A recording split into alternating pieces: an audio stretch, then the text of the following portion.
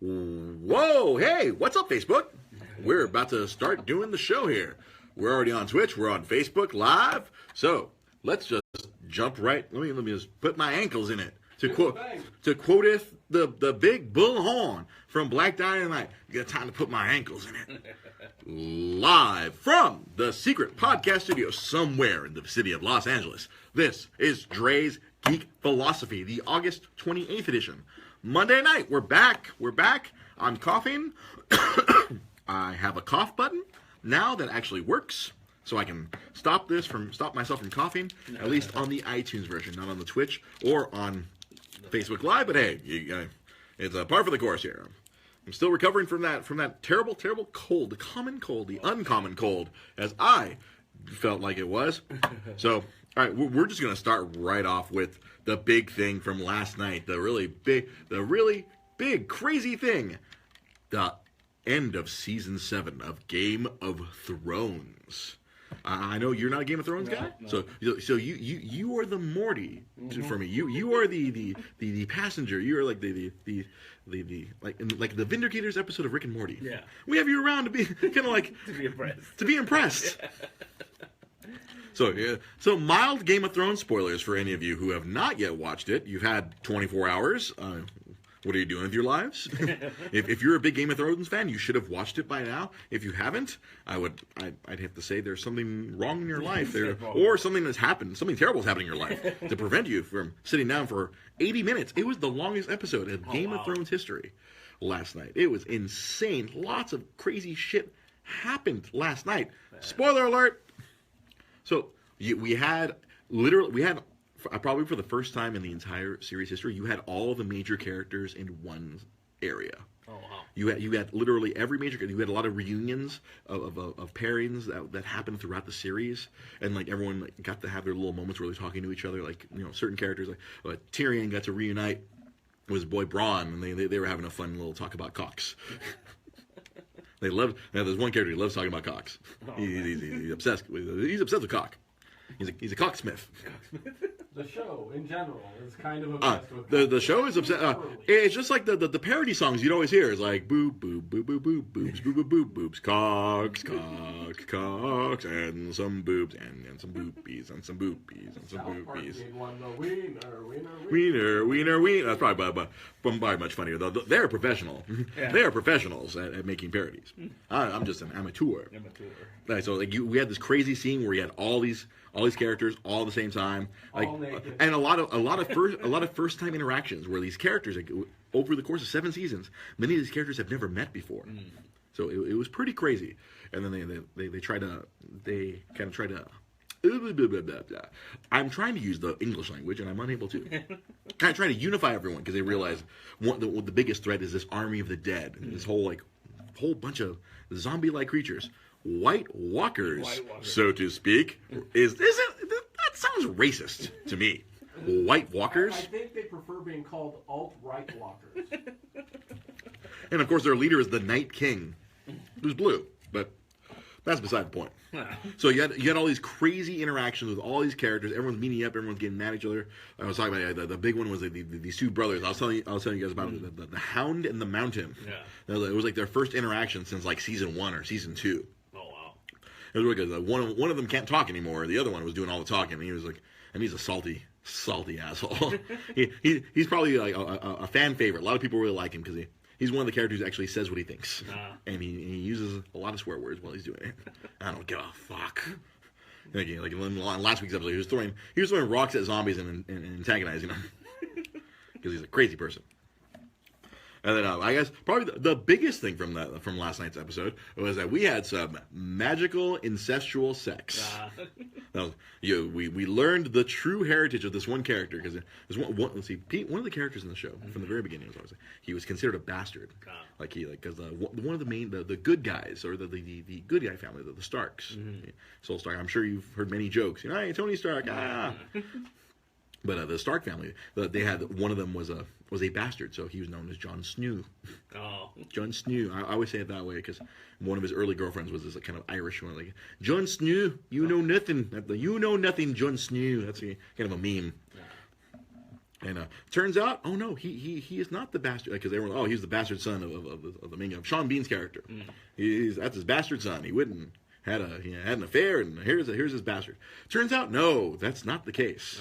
That the main character kind of owned this shame. Like he wore this kind of like, oh, yep, he's my bastard son. It's not his bastard son. It was his sister's son. And then you find out that his sister was in love with with this other character, the Targaryens, like the son of the Mad King. And everyone thought, oh, he kidnapped her and he raped her, and that's how Jon Snow was born. He's a bastard of the Targaryens. Oh shit! And then you find out, no, because there was a character, he can go back in time, he can look at anything. And he goes back in time and he sees, oh, there's a wedding. Oh no, they really were in love. Oh, this guy Jon Snow, his real name is Aegon Targaryen. Oh shit! And it turns out he has a rightful claim to be the king of this whole fucking thing. Fucking nuts. And at the same time as they're making this revelation, Jon Snow, his character, meets up with this other girl, Daenerys Targaryen, who turns out is his aunt. And yeah, they get down. They they were on a boat, but they were rocking that boat. As the little guy Tyrion was outside listening. Yeah. He could hear, like, oh, Jon Snow and Daenerys, they're getting it on. And at the same time, like, kind of it concurrently happened, they're going back and forth, where there's these revelations of, like, oh, like, we knew he was a bastard. Oh, he's a bastard Targaryen. Oh, no, he's not a bastard Targaryen. He's a legitimate heir to the throne that his aunt also wants. So there's going to be some complicated stuff coming when season 8 debuts in 2019. No, man. I think I'm going to start reading the books now. Yeah, you have enough time. Right. I'm going to start reading the books now, and then maybe I can get to book 5 before the show comes back, and maybe in the next 2 years, book 6 will actually come out. There you go. Because it's been like 5-6 years since the last book. Yeah, I think I almost feel bad for like a lot of the and I'm sorry. One of the biggest things that happened last night on Game of Thrones. Before I forgot, I went. This is why I got the format. There was an undead dragon that's controlled by, and there's this giant wall that protects Westeros. So, they put up this wall to protect from this unknown threat, and they have their undead dragon. That undead dragon took out the wall, man. A couple of one major fan favorite character. We're not sure if he survived. Many of my friends were like saying, like, no, he survived. No, he got to a tower. No, there's no way. This big red bearded, this ginger barbarian dude. Everyone loves him. He's hilarious. He's another one of those characters who's like, kind of that point of view everyman. Like, oh, where's the 6 foot woman? 6 foot woman. I kind of like her. I want to have babies with her. Because there's this like super tall, the lady who was Captain Phasma, Gwendolyn Christie's character. Why can't I remember her name? There's so many names to keep track of on the show. And he's totally in love with her. He's like, he's like, oh, a woman who's my equal. She's tall. Like this guy, he's hilarious. He always says ridiculous things. And like, he was on the wall when this ice dragon showed up. It's like, blah, taking out everything. Man, it was a very action-packed 80 minutes. Of Game of Thrones. And you said that was the longest episode. That's the longest episode they've ever done. Normally they stay in like the 50-55 minute mark. No, 80 minutes, a solid 8-0. And that's like straight. And there's no commercials. No, it's HBO. Yeah. It is not regular ass TV. It's HBO. That is a short movie. Yeah. And here's the craziest part. As I was watching it last night, it did not feel like 80 minutes. It felt shorter. It felt like half an hour because like. A lot of things were happening. Like the first half was like a lot. There was a lot of talking, but there's all these like really tense moments where like we're gonna lose important characters. Yeah. And we eventually did lose some important characters, but I'm not even gonna talk about that. So something else that has been happening in the last few days. Last week we were talking about Defenders. On Netflix. That Defenders is a thing that's currently happening, and I have not watched it. Yeah. Because I am still incredibly behind. Mm-hmm. What, two series behind? Or? No. Daredevil, Luke Cage, Iron Fist. I am 3 series behind. Technically now 4 series behind with Defenders out now. Got the cough button that time. But last week I was helping out my friend, and he watched the first episode of Iron Fist while I was there, and I'm like, oh, I haven't seen this yet. and everyone has bashed the living daylights out of Iron Fist. That it's not good. It's bad. It's like this is garbage. I watched the first episode and it wasn't that bad. Yeah. At least in my opinion. I'd like to say it was very much like when I watched the first Spider-Man movie way back when the first came out. I expected it to be a dumpster fire, and it was this wasn't as bad as I thought it was.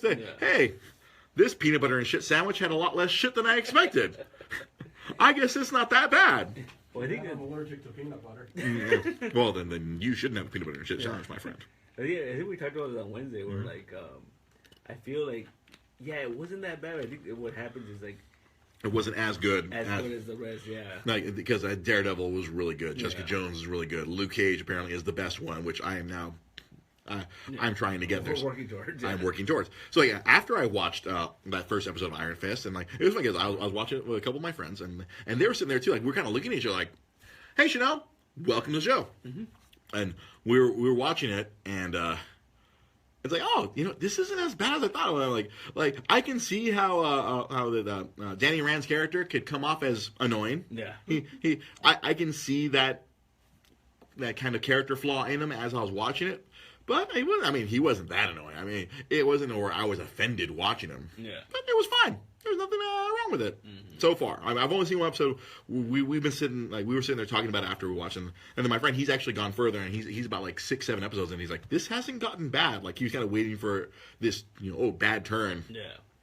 And it's funny because this friend of mine, a friend of the show, Jonah Keel, he normally has like that kind of negative prism where he looks at stuff and like something that I will truly enjoy. Yeah. He'll despise. But on this show, no, he's been enjoying it. So like even through his very highly critical prism, he's been enjoying it. So I can't wait to get it. But because of that, Wednesday night when I got home, after we did our show, I fired up. I left off Daredevil season 2 after the second episode. I watched the third episode. All right, and then I was like, all right, cool, things are happening. And you got the Punisher. Yeah. Making his big confession as to why, he tells Daredevil, like, this is why I am the way I am. He watched his family die, stuff. And then I don't know if that was the third, at the end of that episode or at the end of the following episode, fucking Elektra. Yeah. Holy shit. Yeah. And a fully character-wise fleshed out Elektra. Like, it's totally like... Oh, yeah. Very, very different from it's different in certain aspects, but the same in others. Like much more aggressive Elektra. That's how I kind of see her, and she's very funny too. Yeah. I really like her attitude. You got into the part where he goes to her apartment and then the hand ninja show up. Yeah, like, that was like the best cliffhanger for me though. Is when she brings up, she has his suit there. She has the Daredevil suit there. Like oh shit, she knows. Oh yeah, she already. I mean, yeah. She knew that Matt Murdock was Daredevil. Yeah. Like she deliberately was. The way she was toying with him, I was. It was very interesting. I really enjoyed this version of Elektra. I was much better than the Jennifer Garner, Elektra. When they were fighting on in the playground, and then like they're fighting, and she has his foot in his throat. I'm Elektra, not you. Yeah. Like just very casually letting him know that's my name with my foot on your throat. Yeah. God, that movie. Hey, I know you told me that there's a director's cut where it's better. The story flows better. That scene's still in there. Yeah, that terrible scene. There's a lot of bad scenes in that Daredevil movie, man. I mean, I'm ashamed. I own it on DVD, but that was more like I was being like a completist back then too. Yeah. Like I'm a Marvel completist right now. Like I bought Guardians of the Galaxy Volume 2 last Tuesday when that came out. I got it too. You got it too. Of course you did. You and your stepdaughter Lily had that incredible bonding moment on that show, that movie. Yeah, no, absolutely. And we got it and we watched it with Mama, and it was adorable. Yeah, I'm Mary Poppins, y'all. I'm Mary Poppins, y'all. Yeah, and it's to tangent off into that. I watched all the special features. On that, and there was some really cool stuff. Like listening to the way they talk about freaking crazy ass fucking director.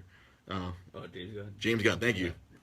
My brain could go on. My Tim Gunn is not correct. My brain, I'm like, it's not Tim Gunn. It's Gunn. It's not Bart Gunn. It's not Bart Gunn. It's not Billy Gunn, Mr. Ass. It's James Gunn. Yeah. And a lot of stuff like this, seeing the way they operate was really cool. It was just like, or the true affection that they all have for each other. Oh yeah. I'm just checking to see if we have viewers. Oh, we had a viewer now. Chanel came and left. I'm sure she'll watch it later, after the fact. And yeah, I was like, it's really cool to see, like, especially all the interactions between him and Michael Rooker. Yeah, because they've been long time collaborators or co-conspirators, depending on your point of view. Michael Rooker's like his lucky charm, right? He puts in like pretty much everything. Yeah, pretty much everything. It's like his lucky charm, his muse, so to speak. It's a lot of the featurettes were really fun, seeing all of them talk about their experiences on the set. And how they all kind of challenge each other, and it seems like they have a good ass time. Did you see that video with Michael Rooker doing the dad jokes? Yeah, the dad joke. Saw that yet? No, is that on the Blu-ray? That dad joke about thing that went viral, the two people going at each other with dad jokes. He did that. He did that. It was okay. Is that on the Blu-ray or is that that's on YouTube? Just watch it online. Oh, okay. I'll have to look that up. I didn't see that on any of the featurettes. I'll show you some of those videos later on. And then the post-show meeting, we'll watch those. We'll do the thing. We'll do the thing. Yeah, so it's funny because I had not watched that movie. Because this is mainly because I've been broke and I haven't had a lot of time. This was one of the first Marvel movies where I didn't go rewatch in the theater, even though I really wanted to get a second and or third. Because most of the Marvel movies, I like getting that second or third viewing in when the movie's out. Yeah. But this was one of the first times where I wanted to, but I never got around to getting to it. So this was literally just the second time watching it. Man, Guardians 2 was so good. And it's funny, I didn't appreciate the music the first time around because they really did go more I don't want to say esoteric. They really went a lot of deep. There's a lot of deep cuts, and that's the thing that I appreciate because that me, I know you love your deep cuts. Executive producer Sam Zia loves deep cuts, and I'm telling you again, I knew it was freaking coming.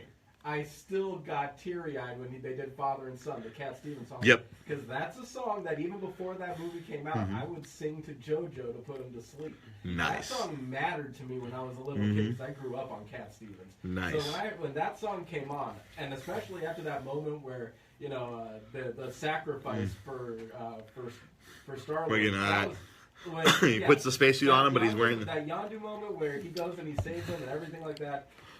May have been your father, but he wasn't your daddy. Yeah, that moment right there already had me on an emotional level, and then they kick Father and Son in, and then it's like, okay, this is like completely full circle for me. Yep. And all right, so in one of the featurettes, they talked about the music. Yeah. And what's really cool, it's like those awesome mixes. Yeah. Those were like his mom made those mixes. That Zune at the end, that's Yondu's music that he made for that's him sending a message. Yeah. So just like his mom was sending a message to him through those awesome mixes on the tapes, that Zune has a bunch of music that Yondu put together for him. And I was like, when I heard that, I was like, oh man, that's fucking cool. That was really awesome. I was blown away when they were talking about how deep a lot of these musical choices were. Of course, because of James Gunn, they're very deliberate. Yeah. The Chain, when they did yes. Oh, fucking A, dude. They did in the beginning, they did at the end. They did at the beginning, at the very end when everyone's getting fucked up, when everything's going down, and and then when it fucking comes back around at the end of the song, and everyone's fucking. Oh, it's so good. Oh, that movie, that second time through, I would just like the hairs on the back of my neck, even though there's not a lot of hair up here, the little tiny hairs back here were popping up, and it was just, it overwhelmed me. Like that's the first moment where I sat and I watched every featurette that was on the Blu-ray. I haven't done that in a while, but I sat and I watched everything because I wanted to consume everything about it. I saw that he wrote the songs into the screenplay, right? Yeah. He rewrote the songs were selected even before they even shot. So, and another cool thing is they would play the songs, they would play the score when they were shooting the movie. Yeah. So they'd have earpieces where they'd hear the music, or they would just play the music on the set, so they would know what the emotion and it actually would enhance their act. It would give them more motivation while they were acting, and that was like, oh, that's fucking cool. Yeah. Because the process of a movie, it's very it feels very mechanical nowadays, where they just kind of put everything together. It's like, we'll fix it all in post. Like a freaking Sylvester Stallone, Ravagers. He couldn't say Ravagers. We'll just fix it in post. Yeah, I always pay attention to soundtracks. Of course, yeah. You're an audio guy. You're an engineer. Yeah, You're a man about music. The first time I saw it, the soundtrack blew me away because it was used so well. Exactly. It was integrated so well. It was fused within that story. It was, as it was written, he had those songs already in mind. So when I saw that he actually wrote the songs into the script, I was like, you can, and then he took the added step of playing it for them during the scene when they were acting it out. I can't imagine that. I mean, for me, if I was on that set, every single time they had to redo a scene and have father and son playing, I would need a tissue. Yeah, you'd be crying. Yeah, that was hitting me hard, and I knew it was coming. Yeah, and yeah, it's funny. Those features really like hit a lot of notes, like stuff I didn't notice. Where like Groot, like Baby Groot's being kind of shitty to everyone, but like everyone's taking care of like him and Drax were fighting the whole time. And then at the very end, like whose arms he falls asleep and he wants to fall asleep in Drax's arms. Yeah. It's like little things like that, little hidden highlights, as I like to say. Those little hidden things that like. When you pay attention, that's like again another reason. That's why I'd like to rewatch these Marvel movies multiple times, because there's stuff that you'll miss the first time through that you're not really paying attention, and when you see it that second time around, you're like, oh man, there's so many layers, especially when it's a really good filmmaker like James Gunn. Mm-hmm. Like, I can't wait till we eventually get to. There's going to be a Guardians 3. Yeah. Fuck yeah. I mean, this is a goddamn franchise. Yeah. And we don't even have to wait for Guardians 3 to get to our next They're going to be Infinity War. It's again, next May. That not-so-secret trailer that they put out showed them in prominence. Yeah. Yeah, Thor running into their ship literally, like a bug on a windshield. Can't wait. That's going to be a lot of fun. Yeah. Just to have that big, that finally seeing all of those pieces coalesce. Oh yeah, it's like literally like that like the movie intro you see where all the characters, like all of that is like much like that scene of Game of Thrones where you have all these characters who have never really met. You're gonna have all these Marvel characters all together in one spot. I'm sure I'd like to think they were having a ball when they're making it, because again it's the Russo brothers, so those guys they have proven multiple times already they know what they're doing with Winter Soldier, Civil War. And they're no strangers to working with big ensembles because they worked on Arrested Development. Yeah. So this is I'm very excited, but actually I'm more excited. One of the podcasts I listen to, Doug Loves Movies. Yeah. Now every time he at the beginning he goes, it's X amount of days till Thor Ragnarok. Yeah, that's true, man. Yeah, we're less than 100 days from Thor Ragnarok, and I'm excited. I can't wait. That movie this year may go down as one of the great nerd years as far as film goes. Yes. Oh. And I was going into it a little bit pessimistic, but really, aside from Guardians of the Galaxy, I was like, eh. But man, there have been some Spider-Man: Homecoming, Wonder Woman, Logan. Yeah. We forgot Logan was this year. Logan. Yeah, that's how good it's been. We forgot about well, I didn't forget about Logan. I brought it back up, but yeah, Logan. That was like February or February, March. That was an early one. Yeah. Like it was in that Deadpool spot. Yeah. There's this year, and then we got a Star Wars. We're getting a Star Wars. I mean, on top of all to paraphrase come on. To paraphrase Lucille Bluth, go watch yourself a Star Wars. Star Wars. Go catch a Star Wars. We're gonna get a Star Wars this year. I mean, we're in the Last Jedi, and we're getting Thor Ragnarok. It's pretty. And then is Ready Player One? Is that this year? Because I know people. I think it's next year. That's next year. Oh, okay, that's a 2018 problem. Yeah. But it's been a very good nerd year. Yeah, I'm seriously. Dork boners are at Ron Jeremy level right now. There are many nerd sperm being wasted. Yeah. Everywhere. One thing that had, did you see what had this week? Nerd sperm up in furor. Tell me, Samzia, what got all the get all the nerds freaking. Your nerd sperm got satisfied, but I'm still in a holding pattern. Oh, okay. No, now I was wondering which subject you're talking about. So we're delaying release on this one. I was kind of delaying release on this myself, but hey, fuck it. We both prematurely ejaculated about a month ago. About a month ago. So yeah, what we're talking about here, the saga of the Super Nintendo Classic. See, building upon the success of the NES Classic, which became a highly sought after item. It's funny because I feel a lot of people are losing their shit over it, and I had a discussion about it on Facebook because last Tuesday not even Tuesday. It was Monday night after the show. Yeah. After the show, because we kind of known that all the retailers were going to start putting out their pre-orders for this thing because I got. as you said, we prematurely ejaculated a little bit a month ago when Walmart accidentally put it out, and we got our pre-orders in thanks to friend of the show Andy Ferry, who gave me a heads up, and I gave that guy a heads up, and then we pre-ordered them, and then Walmart was like, "Oh, sorry, our bad." Psych. But Monday night, Pete and I were at In-N-Out having a post-show dinner, and I was very lucky. Another friend, listener, iTunes listener, Rick Mears. He works for the Nintendo, and he posted on Facebook about Best Buy pre-orders are online now. And then I had just been, we were eating and talking. I was looking at my phone, and I happened to see it. It was like literally he had just posted it. So immediately on my phone, I'm already logged into Best Buy through the freaking Best Buy app. I'm like, all right, as fast as my thumbs go. We were mid-conversation. I'm like, Pete, I'm going to stop talking because I have to pre-order this fucking thing. Boom! Like, boom. I already had all my credit card. All my information was already in there. Bam, bam, bam. Pre-ordered. Oh, my God. I messaged exec producer Sam Zia. Sam Zia! Best Buy! Go now! I sent him this. He got in, but unfortunately... because you're not a crazy Best Buy customer like me. You had to log in. You had it in your cart, but then it literally sold out within 10 minutes. Less than 10 minutes. That's crazy. And then the next day. The next day was even worse. The next day, everybody woke up knowing. Yeah, all the places were going to start. Everyone who's aware of it, it's like all of a sudden, okay, Best Buy did it literally it was like 10 o'clock or 9 or whatever. Yeah.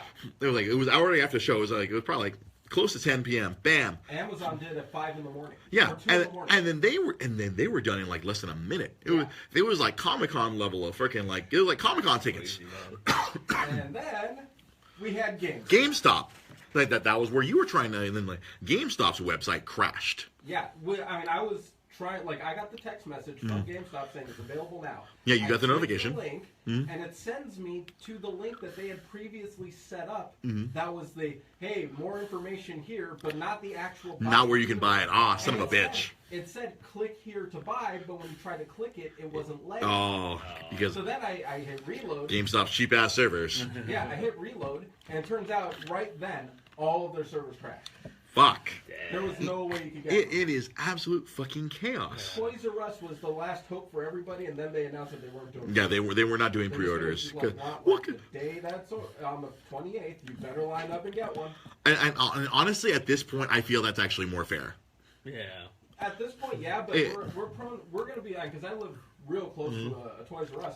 You have everything. Yeah, I'm wondering where you live. See people camping out. I'm wondering. I think so, dude. I mean, because you obviously we have the big thing everyone's complaining about is scalpers. Everyone's bitching about scalpers because the demand for this, because the demand for last year's NES Classic was ridiculous. It went up to something that was $60. You were paying like $200, $300. Now it's $300 because now they're not making them anymore, and it's getting very chaotic. And so I guess people trying to get ahead of the curve for this one because people want. There's a lot of cool stuff on this one.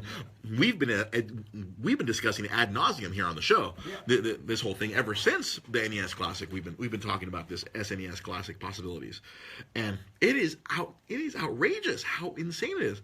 And then the reaction of people after all the pre-orders have been sold out. GameStop, Amazon, Best Buy, freaking everyone's losing their minds. And you see this this humongous backlash on Twitter, on Facebook, on social media. People are like, Dick, Walmart. And no, a lot of the vitriol was aimed at Nintendo because they'd be like, oh, Nintendo. Oh yeah, thanks for not putting out enough for everybody. And it goes back to an episode that we did a few months ago where it's still I mean I can only reach so many people. But people still don't understand. That's why people need to share the show on Facebook. That's why you should be sharing the show on Facebook so more people can hear this, huh? And people don't get Nintendo again. It's it's a gigantic brand name. Yeah. Everyone for the last 30 years they've been one of the biggest names in video games. The company has existed for 100 years, making playing cards, but they're a humongous name. But logistically, they are tiny. They are small. In comparison to their competitors, Sony and Microsoft, they are micro-fucking-scopic. Yeah. In North America, I've said this before. I'm gonna keep. I feel like this is something I'm gonna have to repeat every few months. Every time something like this happens, I'm gonna feel like I have to repeat this entire dissertation. They literally have one warehouse for all of their product in America. Everything, every Wii game or whatever, no, every Switch game, every 3DS game, everything that is made for North America comes out of one warehouse. And that's it. Yeah. Like, it doesn't matter if it's first party, third party, all the third parties have Nintendo prints all the stuff, they print, they make the cartridges, print the discs, whatever, however you get your content, because Wii U, that was printing discs. Now it's everything's cartridge now, but everything is done in one facility. One not very big warehouse in North Bend, Washington. Just a few miles away from their one corporate office in Redmond, Washington. They have two other small offices that handle media and marketing. One in San Francisco, technically Redwood City, and then they have one office in New York, and then they have their Nintendo World Store in New York. That is Nintendo of America. Period. That is it. That is all. They're not humongous. There are no Nintendo stores across the country like Microsoft does. Yeah. Yeah. They don't have production facilities across the world like Sony, where like some of your TVs are made in Mexico, some of them are made in China, some of them are made in the Middle East, all over the world. Sony has facilities. They have one for all their hardware. They have one factory in Kyoto, Japan. That one factory produces all the hardware for the entire world. One factory. That's why they can't produce enough to meet the when they have some sort of really hot product, like we have this NES Classic, or now we have the SNES Classic. They're going to try to produce more. They've already promised they're going to dedicate more of their resources to this item, but that same factory is trying to make Nintendo Switches, which cannot stay on the shelves. They're finally starting to show up in North American shelves. But as a friend of mine from Japan pointed out, because normally Japan used to get priority. Yeah. They leave all the product in Japan because that was a priority. Now the rest of the world, like, it's actually flipped in the last few years. Since I've worked for Nintendo before, or when I was working at Nintendo, the president, Drink. The American president, Reggie Fils-Aimé, the My Body is Ready, the guy with the helmet hair, the really excited guy during the Nintendo press conferences. He would tell when we had our big marketing meetings, he would tell us he'd have to fly to Japan and negotiate with our home company office and negotiate to try to get more product for America. Wow. It wasn't like, oh, okay, America gets this much. It's like, no, it's like he had to try to convince them, like, no, we need more product. We can't, this was when the Wii was the freaking crazy shit, and it was hard. It was hard as fuck to find a Wii back in 06, 07, 08. For 3 years, it was hard. They actually did increase their production facility a little bit, simply because the Wii was such a sustained, crazy success. They actually did increase their production capacity, but it wasn't that many. They bought the building next door and expanded their factory in Kyoto, but they didn't go overboard. That's the one thing that they're not gonna overreact to demand. So like they're saying, why don't they just make more of these NES Classics or SNES Classics? They can just make more. It's like they're printing money. That's not in their point of view. It's not printing money. It's for every SNES Classic that they're not making a Nintendo Switch, or they're not making a 3DS, which is more of a long term for them. Yeah. They sell that. See, these SNES Classics, that's a one-time purchase. You're not buying more software for it. There's no expansion for it. There's no expansion for it. There's no DLC that they can sell you. That's a one-time purchase, and this is mainly for people who are not gamers, or they're not traditional gamers. They're more like old gamers, people, or lapsed gamers. That's a big term within the industry. People who used to be gamers and are kind of trying to get back into it. These items, they're great. These are short-term profits. These are not long-term. Selling a Switch, that's long-term. Yeah. That person will inherently buy more software. And that's where more money will come in. They'll make more money when selling software than they make from selling these things. And that's where I feel a lot of people don't understand. Like, oh, why is Nintendo throwing away money? They could be making so much money with these SNES Classics. I'm like, they're going to make a lot of them, but it's not in their long-term interest. Like, from a business perspective, it's not a big ticket item for them. It's a popular item. It's a crowd pleaser. It's a crowd pleaser. But as far as as long as evergreen or long term money, it's not that. Once people buy them, they're not going to do anything.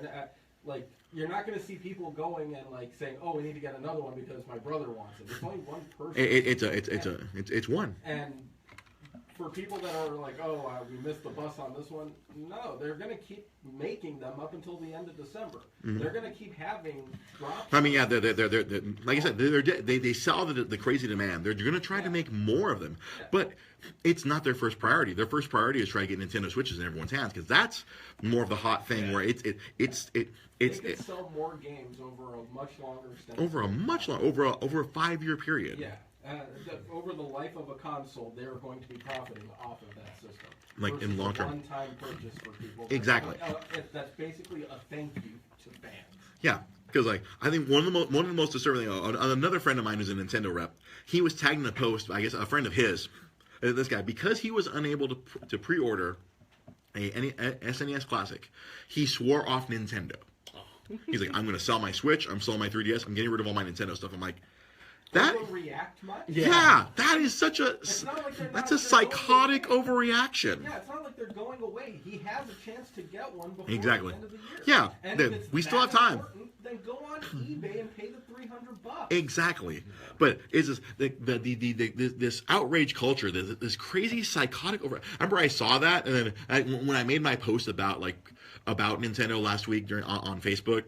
I was like, I was almost going to mention that post, but I was like, you know what, it's not worth mentioning. But I'm going to mention it here on the show because I can actually talk it out instead of you can hear my tone as opposed to a post on Facebook where you do not hear my tone. It's insane. Yeah. I mean, that is the epitome of cutting off your nose to spite your face. Like, running the baby out with the bathwater. Yeah, exactly. I love Nintendo so much, but. Oh, I couldn't get my SNES Classic, so fuck you, Nintendo. I quit. I'm like, wait. He basically rage quit Nintendo. I guess he's a modern gamer. He rage quit Nintendo. And that's free. And show contributor Herb Dampton says blame resellers on it. I guess that's partially. I mean, it's partially resellers, but it's this crazy demand. It's this psychotic demand of these people coming out of the woodwork. Because the resellers wouldn't be able to profit if there wasn't psychotic demand like this. That's true. And then people will say, oh, it's because Nintendo won't make enough. I'm like, believe me, Nintendo's made plenty of products that didn't sell out. Yeah. Believe me, in 7 years of working at Nintendo, I saw plenty of shit. We saw the Virtual Boy. Yeah, well, man, they freaking ET'd the fuck out of those. The Power Glove. Power Glove over time. There's been other times. Go down the list I'm not even talking about. I'm talking about like software. I remember like when Metroid Prime 2 came out for the Nintendo GameCube. Oh, good God! It was I would see like 100 copies at freaking Circuit City. Yeah. Yeah, like because everyone expected it to be because the first Metroid Prime was a humongous game for the GameCube, but the second one came out and it was a fundamental thud in the ground. I remember I was like, oh my God, like. It's not selling, and I remember I'd go to all these stores and we'd see just stacks and stacks of Metroid Prime 2 where everyone expected, oh, it's Metroid. And I technically kind of blamed that game. That's why Metroid was put on the back burner, so to speak, where like they haven't made, because that one cost Nintendo so much, not even just financially, but it was more like they lost face where like when they did put out Metroid Prime 3, people didn't want to buy it. Yeah. It was very much it's nuts. It is insane. Yeah, Wii U. Hey, as successful as the Wii was, did anyone ever have any trouble? Anyone ever have trouble getting Wii U's? Hell no. You can always find a Wii U. Maybe not the first week of November in 2012, but after that, no one had any trouble getting Wii U's. Sometimes it's the insane demand. Sometimes when stuff catches fire, Nintendo can't keep up, like logistically and they're not going to overreact. And that's the thing. That's why they're inherently. That's why they're a successful company. But then that's why they're always going to cause problems with their fan base or customers because they're not going to budge on this. Where it's like, oh, we're going to make this amount. We're going to make as much as we can within our capacity, and that's what we can do, and that's it. And so if it's a hot item, sorry, everyone's kind of screwed. We made as many as we can, and if it's not a hot item, then it's just going to sit on shelves. And then Nintendo has to freaking take a bath on those. It's ebb and flow. So they're always trying to find their biggest thing. Like Nintendo's always trying to find something that's more long term. Short term money, that's not important to Nintendo. That's like we just discussed. These classic consoles, that's short term money. That's instant gratification. That's one time. That's like the Walmart is we're trying to like sell the thing instantly to them and just make quick money.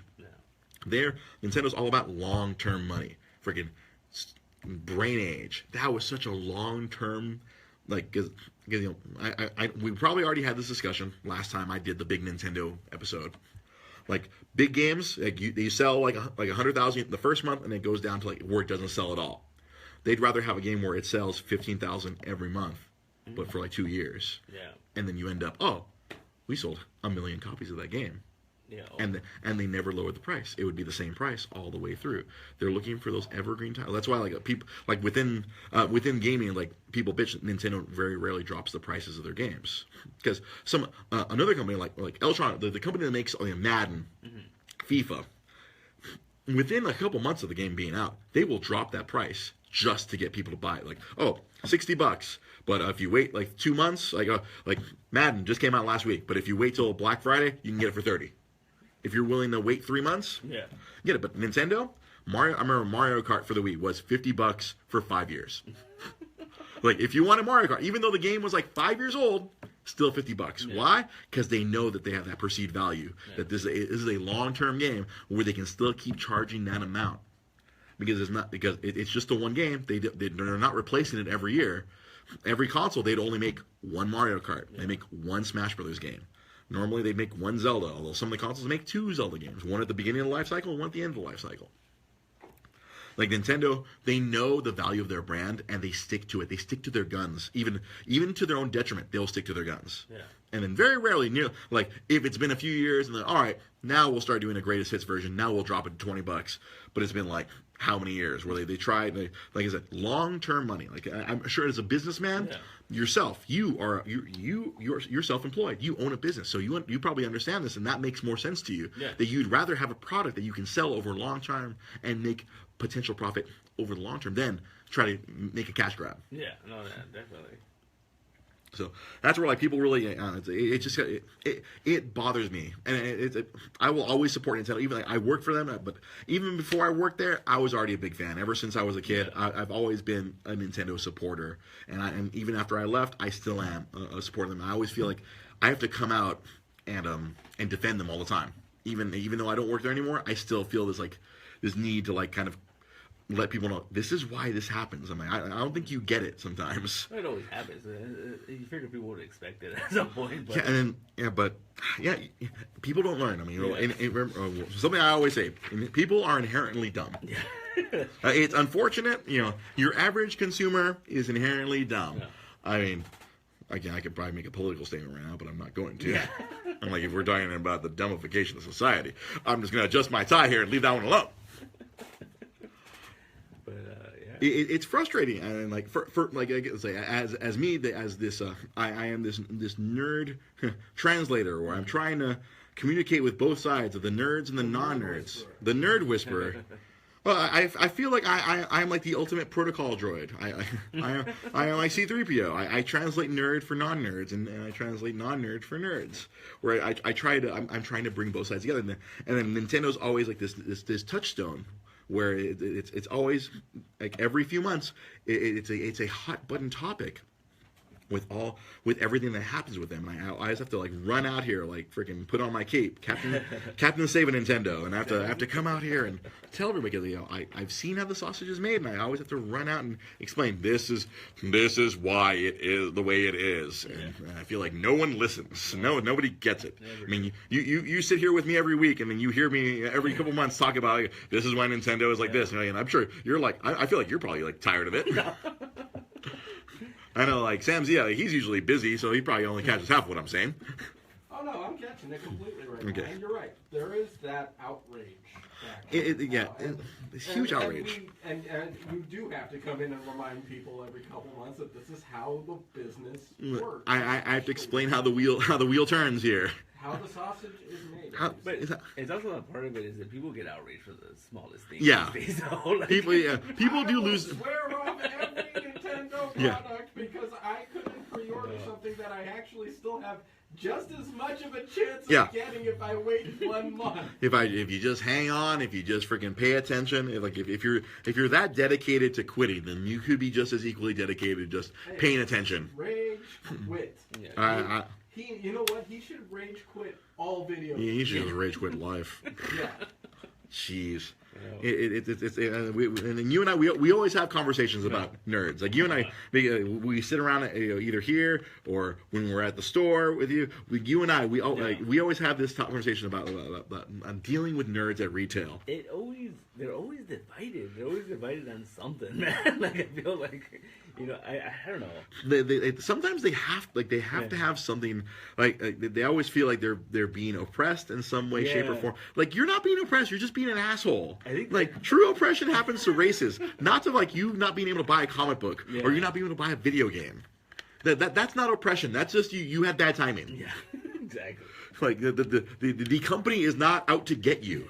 Like that's where I feel like sometimes like, oh, the Nintendo just hates their customers. Like no, Nintendo just can't freaking keep up. And it rolls into a lot. Like my favorite is when they make a movie or something. They're like, oh, they ruined my childhood. And like I hate that. Yeah, they jumped in a DeLorean. Yeah. They found you and took a dump right on your head. Yes. They ruined your... Like, they're not ruining it. It still exists. Yeah. Michael Bay has not destroyed my love of Transformers. Do I hate Michael Bay Transformers? Yes. Do I still love big, blocky 80s freaking... You got the touch freaking Transformers? Hell yeah, I still love those fucking Transformers. I will always name my car after a fucking Transformer. From here on to the end of time, until the end of my days, I will always name my car after a fucking Transformer. But those... my childhood has never been ruined. You've ruined my memories of watching Optimus Prime die. A woman in a proton pack ruined all of your memories from your childhood. Please, fucking shitheads. Freaking pathetic. Then, if that was what your childhood. If that ruins your childhood, then you have bigger problems. Yeah. You have much bigger problems than Melissa McCarthy falling over and shooting things. Jesus Christ! Yeah, like female Jedi. Oh. Or just a few. Female Doctor Who. Yeah. A black stormtrooper. Black stormtrooper. Like things are. People. Again. People are inherently stupid. Yeah. They overreact very easily, man. Like I remember there's a joke like, oh, they get into a fight at the drop of a hat. Now it's like a click of a keyboard. They will fight. They will quit. They will rage. They will lose their goddamn minds. Yeah, and. Now that they're so used to that sense of anonymity that they actually leave their masks at home. I mean, fucking A, dude. Like, real talk. Yeah. I mean, not to get political, but real fucking talk, dude. Well, no, and I'm using that analogy not just for, like, the political side but of it. For everything. For everything. For everything. No, a lot of these nerds, they'll come out and be like, oh, fuck you. Yeah, like, they think that the rules of, like, polite society somehow get eliminated because you're a dick online. Yeah. Well, the funny thing is that I've always heard people make the argument like, where did they all come from? I'm like, they've always been around. They just have. They didn't before the internet. Yeah. Before the internet, they didn't have a platform. Yeah. Just like I did not have a platform for my insanity. Now we have Facebook, we have Twitch, we have iTunes. I can get my word out. It's just the same as any stupid asshole now. Like we always have that discussion. It's like, oh, where did all these idiots come from? Where all these racists come from? Like they always existed. Yeah. We just didn't have access. Oh yeah. Like they didn't have access to us, and we didn't have access to them. We gave them a megaphone. Yeah, everyone has a megaphone. The three of us, we are using our megaphone to talk about nerdy shit to hopefully 100 people every week. Oh, speaking of which, this past weekend the Tick show dropped on Amazon. On Amazon, that's right. I've always enjoyed the Tick. It's really good. The only thing that's kind of disappointing, it's only 6 episodes. Oh, really? And are they 6 long episodes? They're like about 20-something minutes apiece. Well, I'm sure maybe they're not trying to overextend themselves like Netflix. Yeah. I read articles that were saying that like I guess they did that on purpose. Like it's only half the season. I guess we'll get the other half at some point. Maybe sooner than 2 years. Yeah, hopefully. But it's really good. It's really meta. Like it makes fun of like all superhero movies and everything. And I saw a clip this morning, and it made me laugh pretty hard. Where like the Tick, like he's running up to this bad guy, he's gonna fight him, but then the woman they're with, he's like, oh, stay back, he's very dangerous, and she yells at him. Oh no, she's yelling at freaking Arthur. Yeah. And then the bad guy's like, oh, the moment's passed, I don't want to fight now. Didn't get to the cop button that time. Yeah, they do a whole thing. Like they introduce like a Punisher type hero. Uh-huh. His name is Overkill. And the Tick is just not happy with him killing people. Like he's just like, that's not what you do. That's not how we do things. We bop them in the head. We bop them in the head. And the pilot was made about a year ago. I know I saw it about a year ago. Oh, really? And from the pilot to episode 2, his costume is different. Oh, really? And they make reference to it. Oh, that's amazing. Yeah, like- See, that's what I'm talking about. Little things like Yeah. I love attention to detail. That's one of my favorite things. That's the type of nerd I am. When there's little details, like when I rewatched all of this season of Rick and Morty earlier today. Oh, yeah. I saw a barrel of plumbuses that I hadn't noticed before. I'm like, hey, it's the weird penis, vagina, weird thingy that every house has in certain universes. Yeah. I love weird little details like that where they put little Easter eggs just for the people who are paying attention. Yeah. Well, speaking of Rick and Morty, this week's episode was pretty dark, man. Oh my God! This week's episode was so. Sam, now you are in the boat where you, just as Pete does not watch Game of Thrones, you do not watch Rick and Morty. So Rick and Morty, they go on it like at the beginning of the episode, like, oh, we're gonna go on a quick adventure, and it shows like 6 days later they have to like. Yeah. They're on this crazy thing, like it's like the end of Star Wars. It's basically the end of Star Wars. Destroying the Death Star, basically. Like they destroy the Death Star, they get medals at the end, but then they get back into like Rick's ship, and they're like, "What the fuck? I was not in control at all. That was all luck. we could have died. We could have died several times. I was not in control." He's like, "Look at my hands; they're shaking." So they decide to go on vacation. So they go to this intergalactic spa because, hey, it's Rick and Morty. So they're going to go to this futuristic intergalactic spa. And they go into this room. And like the person tells, oh, you go in this room and it takes all your toxins out. It gets all the negativity out of you. So they go into this room. They get zapped. And they walk out and they're both kind of weird. Because literally, all of their all their bad personality traits or all the things that are holding them back. It's like Rick is all of a sudden like really nice and really kind. He was talking shit to that guy. Yeah, he talked shit before because the guy had like much like me for lack of a had something in the back of his throat. Hey, why don't you like either spit or swallow that out, man? A little, and like he gives him shit before they go and he walks like, you know what? Rick goes, I'm really sorry about that. I shouldn't have done that to you. That was very rude. Like, what the fuck? Yeah. We have this like polite Rick, like this polite. Thoughtful, like he gets back, he's like apologizing to Beth about, oh, I was a terrible father, I'm so sorry, and then Morty is like super confident, like it's like all of his doubt was removed, like that was a toxin inside of him, and then inside this this machine, the living embodiments of their toxicity have their own personalities. So you have this Morty's like, oh God, I hate everything, I'm the worst, I think everybody hates me, I hate myself, and then you have this like fucking like evil fucking super evil Rick is like, oh fuck everything, I'm gonna get out of this fucking thing. Right? I'm the smartest motherfucker in the universe. Fuck you all. Like look, I made fucking electricity inside this toxic thing. That's how fucking smart I am. And like, oh, and so it's like the good Rick realized, oh no, we're only half of ourselves. We need to get those aspects of our bodies back. And then Morty's like, oh hell no, Rick.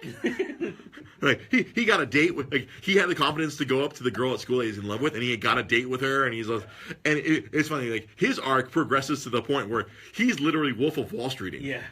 He literally Morty like moves to New York. He's a stockbroker. He's on the phone doing the whole Leonardo DiCaprio thing, and he goes home to this hot ginger wife. And then Rick's trying to like solve this other problem. So good Rick is a. They end up. So good Rick. Oh, I found the canister that has our toxins in it, and I'm actually talking to the other Rick. And so the evil Rick is trying to trick them, and so like we have this knockdown, drag-on fight between the two Ricks. So like you see, the evil Rick comes out of there. He's like this what was it, like Gunk Rick or something? Like get all the gunk, all like Gunk Rick. They're having this big knockdown, drag-out fight, and I'm like, oh, I'm getting the fuck out of here. You know what? If you guys won't be toxic, I'll just make the world toxic. It's really crazy. It's still really dark, man. This whole season has just been all about darkness, man. Like, I rewatched all the episodes today, and good God, it's a fucking dark ass season, man. Because last week, Rick takes the pathetic stepdad. He takes him out on an adventure, but it's a pity adventure. That Morty asks, can you go give him a win? And he's like, so Morty asked you, like, yeah, what did you think? I thought you were going to take me out and execute me. I was like, whoa, that's really dark, man. You really do need a win. Yeah, they're afraid he's going to commit suicide. Yeah, no, that's the reason why Morty sent Rick to go take him on an adventure, because they thought he was going to commit suicide. They take him to a planet where you can't die. Yeah, they go to a planet where you can't die. There's like these two little kids shooting, they're killing each other, and then they're getting resurrected. So of course that leads on to later where of course this field goes down. So naturally, everyone's dying. The little kid runs up, shoots his sister. He's like, Mary, why isn't she getting up? It's like fucking dark, man. There's some, man, Dan Harmon and Justin Roiland have some issues, and they're working them out this season. Well, there we toxified the world, and the priest was like, "There is no God." Like, Yeah, there's this great scene, like they toxify the world, and then you see this church, and then the freaking priest freaking rips off his fucking whatever the priest wear. They're like, there is no God. like, we invented you for money. We invented him for money. And then people in the church start fucking, and I was like, holy shit. And then when the world gets untoxified, it's like, there is a God. Like someone is sucking on his nipple, and he's like pushing them away. There is a God. You know, people are like, they stop fucking. They're like, man, all the little kids killed the clown. Yeah, that. It's a very... If you want to feel darkness in your life, you should be watching Rick and Morty Season 3. It will really touch your soul in a way you don't expect. It's true, man. And on that lovely note, you can always follow the show, facebook.com/DreGP Podcast. You can follow me on Twitter. I'm trying to tweet more. At DreGP Podcast. You can watch the show like two people are right now on twitch.tv/DreGP Podcast. We got two people. And you can always listen to the show on iTunes. Just search Dre's Geek Philosophy if you want to hear just the audio version. Maria, hi. Hey, Maria, Sam's a lovely lady, is watching the show. Yeah. On Facebook Live. You can follow... Without sound, probably, because the baby should be asleep. The baby should be asleep right now. So, you can always follow Sam at SamZ570. This is me giving you a love. You can follow Pete, nostalgic_comics. Booyah. You got it right. You can follow me on Instagram. If you want to see me draw things, it's at SoCalClone. I've been drawing a lot of things lately. I've been watching a lot of Star Trek and a lot of I'm watching Daredevil right now. So, there's a lot of art coming out of my hands. So, if you want to check out those things, Iceberg is watching us on Twitch. So, again, for executive producer Sam Zia, for, I haven't called you this in a long time, judgmental nerd Pete Molini. Oh, yeah. I am your host, Dre Cervantes. Thank you so much for watching. If you're listening to this on iTunes, Rick, thank you, Rick, for listening to this on iTunes. Everyone watching on Twitch, we got Iceberg and we have Chanel. Thank you, Chanel. Thank you, Iceberg, for joining us on Twitch. Thank you, everyone. Have a great night. I forgot to plug my other shows. I'm not... Wednesday night. Or actually, Pete's show, Wednesday night. If you want to talk comic books, Wednesday night, right here on Facebook Live. The Multiverse Comic Show. And I didn't do it this past Saturday because I was really tired, but Dre versus the Super Nintendo. Saturday nights, me playing Super Nintendo. You can watch it on Facebook Live. I'm trying to gimmick it on Twitch, and it's kind of weird because it's kind of mirror universe on Twitch. But... you can watch me fight a Super Nintendo game. I'm playing Legend of Zelda, Link to the Past. Thank you for watching. Thank you for listening. Have a good night. Peace.